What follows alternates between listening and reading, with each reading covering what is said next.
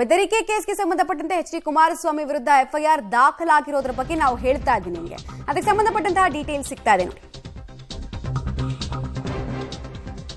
ದೂರುದಾರ ವಿಜಯ್ ಟಾಟಾಗೆ ಅಮೃತಹಳ್ಳಿ ಪೊಲೀಸರು ನೋಟಿಸ್ ಅನ್ನ ಸರ್ವ್ ಮಾಡಿದ್ದಾರೆ. ಏನೆಲ್ಲ ದಾಖಲೆ ಇದೆಯೋ ಅದೆಲ್ಲ ದಾಖಲೆಗಳನ್ನ ಕೊಡಿ. ಬೆದರಿಕೆ ಅಂದ್ರೆ ಯಾವಾಗ ಹಾಕಿದ ಬೆದರಿಕೆ, ಡಿಜಿಟಲ್ ಸಾಕ್ಷ್ಯ ಇದೆಯಾ, ಹಣ ಕೇಳಿದ್ರ ಬಗ್ಗೆ ಏನ್ ಸಾಕ್ಷ್ಯ ಇದೆ ಕೊಡಿ ಅಂತ ಕೇಳಿದ್ದಾರೆ. ಕೇಂದ್ರ ಸಚಿವ ಕುಮಾರಸ್ವಾಮಿ ವಿರುದ್ಧ ಜೀವ ಬೆದರಿಕೆ ಆರೋಪಕ್ಕೆ ಸಂಬಂಧಪಟ್ಟಂತೆ ಆರೋಪ ಮಾಡಿರುವಂತಹ ದೂರುದಾರನಿಗೆ ಪೊಲೀಸರಿಂದ ನೋಟಿಸ್ ಸರ್ವ್ ಆಗಿದೆ. ಈ ವಿಚಾರಕ್ಕೆ ಸಂಬಂಧಪಟ್ಟಂತೆ ಸದ್ಯಕ್ಕೆ ವಿಜಯ್ ಟಾಟಾ ಯಾವೆಲ್ಲ ದಾಖಲೆಗಳನ್ನ ದೂರಿಗೆ ಸಂಬಂಧಪಟ್ಟಂತೆ ಕೊಡ್ತಾರೆ ಅನ್ನೋದು ಕುತೂಹಲ ಕಾರಣ ಆಗ್ತಾ ಇದೆ.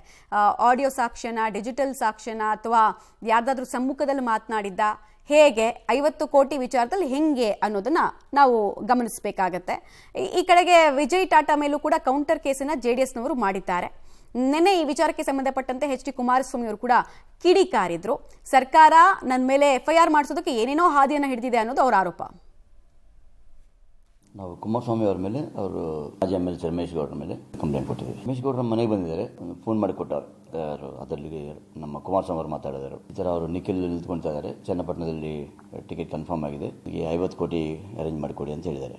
ಕುಮಾರಸ್ವಾಮಿ ಅವ್ರಿಗೆ ಹೇಳಿದೆ 50 ಕೋಟಿ ಆಗೋದಿಲ್ಲ, ಈಗ ಅದು ಇಂಪಾಸಿಬಲ್ ಅಂತ ಹೇಳಿದೆ. ಅವ್ರು ಸ್ವಲ್ಪ ಕೋಪ ಮಾಡ್ಕೊಂಡ್ರು. ನನಗೆ ಯಾವುದೇ ಕಾರಣಕ್ಕೆ 50 ಕೋಟಿ ಬೆಳಿಬೇಕು, ಅರ್ಧ ಮಾಡ್ಕೊಳ್ಳಿ, ಇಲ್ಲಾಂದ್ರೆ ನೀವು ಬೆಂಗಳೂರು ಕಷ್ಟ ಆಗುತ್ತೆ, ಪ್ರಾಜೆಕ್ಟ್ ಮಾಡ್ಲಿಕ್ಕೆ ಬಿಡೋದಿಲ್ಲ, ಆ ಥರ ಎಲ್ಲ ಮಾತಾಡಿದರು. ಏನೋ ನನ್ನ ಮೇಲೇನೋ 50 ಕೋಟಿ, ನಾನು ಇನ್ನು ಚುನಾವಣೆಯಲ್ಲಿ ಅಭ್ಯರ್ಥಿ ಯಾರು ಅಂತಲೇ ತೀರ್ಮಾನ ಮಾಡಿಲ್ಲ ನಮ್ಮ ಪಕ್ಷದಿಂದ, ಇಲ್ಲ NDA ಇಂದ. ಯಾವುದೂ ಆಗಲ್ಲ. ಈ ಷಡ್ಯಂತ್ರಗಳು ಕುಮಾರಸ್ವಾಮಿನ ಏನು ಮಾಡೋಕ್ಕಾಗಲ್ಲ. ಕೋರ್ಟ್ಗಳಲ್ಲಿ ನನಗೇನು ಸಂಬಂಧ? ಯಾರು ಅವನ ಬಗ್ಗೆ ನಾನೇ ಚರ್ಚೆ ಮಾಡಲಿ? ನನಗೆ ಸಂಬಂಧ ಇಲ್ಲದೆ ಇರೋನು ಯಾವುದೋ ಕೋರ್ಟ್ಗಳನ್ನ ಅವನ ಯಾರು ಕೊಡಿಸೋವ್ರೆ ಅದು ಏನು ಅನ್ನೋದಿಲ್ಲ. ಆಮೇಲೆ ಚರ್ಚೆ ಆಗಲಿ, FIR ಆಗಲಿ, ಬನ್ನಿ. ಯಾವ ಬೀದಿಲಿ ಹೋಗೋ ನಾಯಿ ನೀರುಗಳಿಗೆಲ್ಲ ಉತ್ತರ ಕೊಡೋಕ್ಕಾಗತ್ತೆ? ನಾನು ಬನ್ನಿ.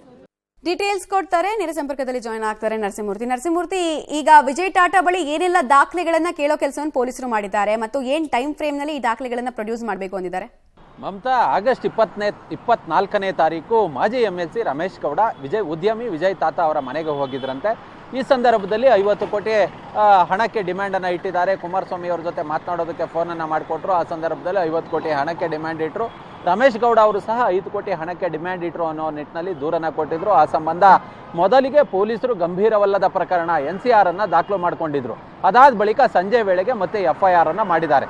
ಸಾಮಾನ್ಯವಾಗಿ ಈ NCR ಅನ್ನು ದಾಖಲು ಮಾಡಿದಂತಹ ಸಂದರ್ಭದಲ್ಲಿ ಕೋರ್ಟ್ನಿಂದ ಪರ್ಮಿಷನನ್ನು ಪಡೆದುಕೊಂಡು ಆ ಬಳಿಕ FIR ಅನ್ನು ಮಾಡಬೇಕು. ಆದರೆ ನಿನ್ನೆ ವಿಜಯ್ ಟಾಟಾ ಉದ್ಯಮಿಯನ್ನು ಮತ್ತೆ ಕರೆಸಿಕೊಂಡು ಇದೀಗ ಯಾರದ್ದೋ ಪ್ರಭಾವ ಅಥವಾ ಒತ್ತಡಕ್ಕೆ ಮಣಿದು ಪೊಲೀಸರು FIR ಅನ್ನು ದಾಖಲು ಮಾಡುವ ಕೆಲಸವನ್ನು ಮಾಡಿದ್ದಾರೆ. BNS ಸೆಕ್ಷನ್ 308 ಎಕ್ಸ್ಟಾರ್ಷನ್ ಸುಲಿಗೆ ಬಗ್ಗೆ ಹೇಳುತ್ತೆ. ಹಾಗೆ 352 ಸಬ್ಸೆಕ್ಷನ್ 2 ಇದು ಕ್ರಿಮಿನಲ್ ಇಂಟಿಮಿಡೇಷನ್ ಬಗ್ಗೆ ಹೇಳುತ್ತೆ, ಅಂದರೆ ಜೀವ ಬೆದರಿಕೆ ಬಗ್ಗೆ ಹೇಳುತ್ತೆ.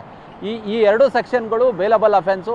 ಅರೆಸ್ಟ್ ಮಾಡಿ ಕೋರ್ಟ್ ಮುಂದೆ ಪ್ರೊಡ್ಯೂಸ್ ಮಾಡಿದ್ರು ಕೂಡ ಆ ಕ್ಷಣದಲ್ಲಿ ನ್ಯಾಯಾಧೀಶರು ಜಾಮೀನನ್ನು ಕೊಡ್ತಾರೆ. ಸದ್ಯ ಈ ಪ್ರಕರಣ ಸಂಬಂಧ ಉದ್ಯಮಿಗೆ ನೋಟಿಸನ್ನು ಕೊಟ್ಟಿದ್ದಾರೆ. ನಿಮ್ಮ ಬಳಿ ಇರ್ತಕ್ಕಂಥ ದಾಖಲೆಗಳು, ಸಾಕ್ಷಿಗಳು ಏನಿದೆ ಅದನ್ನು ತೆಗೆದುಕೊಂಡು ಬನ್ನಿ ಅನ್ನೋ ನಿಟ್ಟಿನಲ್ಲಿ ಹೇಳಿದ್ದಾರೆ. ಇದಲ್ಲದೆ ರಮೇಶ್ ಗೌಡ ಅವರು ಕೂಡ ನಿನ್ನೆ ಒಂದು ದೂರನ್ನು ಕೊಟ್ಟಿದ್ದಾರೆ. ನಾನು ಬಿಸ್ನೆಸ್ಸಲ್ಲಿ ಲಾಸ್ ಆಗಿದ್ದೀನಿ, ಹೀಗಾಗಿ 100 ಕೋಟಿ ಕೊಡು, ಇಲ್ಲದಿದ್ದರೆ ನಿಮ್ಮನ್ನು ಬಿಡೋದಿಲ್ಲ ಅನ್ನೋ ನಿಟ್ಟಿನಲ್ಲಿ ಉದ್ಯಮಿ ವಿಜಯ್ ಟಾಟಾ ನಮ್ಮ ಮೇಲೆ ಬೆದರಿಕೆ ಹಾಕಿದ್ದಾರೆ ಅನ್ನೋ ನಿಟ್ಟಿನಲ್ಲಿ ದೂರನ್ನು ಕೊಟ್ಟಿದ್ದಾರೆ. ಆ ದೂರಿನ ಬಗ್ಗೆ ಕೂಡ ಪರಿಶೀಲನೆ ನಡೀತಿದೆ.